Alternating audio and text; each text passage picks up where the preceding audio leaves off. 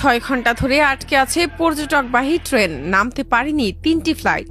রাস্তায় রাস্তায় পানি থই থই করছে, বাসাবাড়ি দোকানপাটে ঢুকে পড়েছে পানি। রেকর্ড বৃষ্টিতে তলিয়ে গেছে চট্টগ্রাম শহর।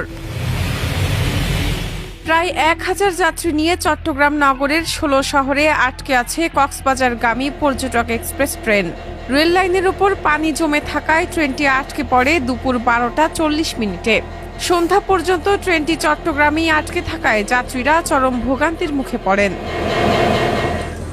7 জুলাই সকাল 6:15টায় ঢাকার কমলাপুর রেল স্টেশন থেকে কক্সবাজারের উদ্দেশ্যে যাত্রা শুরু করে ট্রেনটি। দুপুর 12টা 35 মিনিটে চট্টগ্রামের 16 শহর স্টেশন অতিক্রম করে।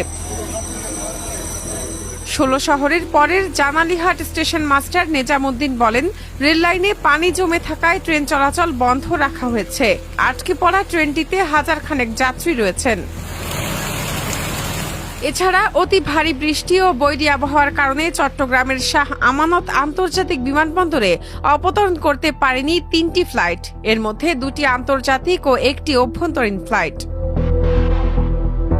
মঙ্গলবার বেলা 2টায় বিমানবন্দরের জনসংযোগ কর্মকর্তা ইব্রাহিম খলিল এ তথ্য নিশ্চিত করে বলেন, আবুধাবি থেকে চট্টগ্রামগামী ইউএস বাংলা এয়ারলাইন্সের BS350 এবং শারজা থেকে আসা এয়ার আরাবিয়ার G9526 ফ্লাইট চট্টগ্রামে অবতরণ করতে না পেরে ঢাকায় নেমেছে।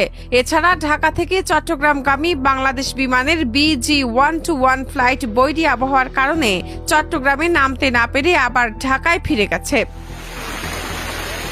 অতি ভারী বর্ষণে চট্টগ্রাম নগরের বিভিন্ন এলাকায় জলাবদ্ধতা সৃষ্টি হয়েছে। কোথাও সড়ক ভেঙেছে, কোথাও গাছ ভেঙে পড়েছে সড়কের ওপর। টানা বৃষ্টির কারণে দুর্ভোগ বেড়েছে নগরবাসীর।